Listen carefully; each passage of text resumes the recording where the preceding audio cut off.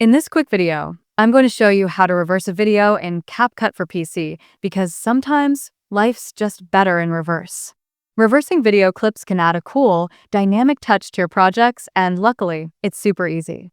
First, open the CapCut app on your PC and add the video you want to reverse to your timeline. I'm using a clip I downloaded from web for free.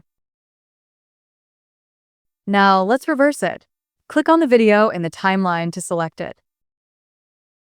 Once selected, you'll see a bunch of options pop up. Look for the reverse button. It's small but mighty. Click it and let CapCut do its thing.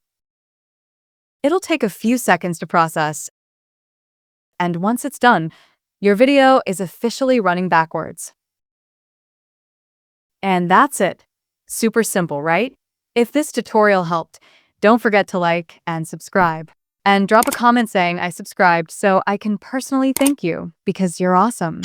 Thanks for watching, and I'll catch you in the next one.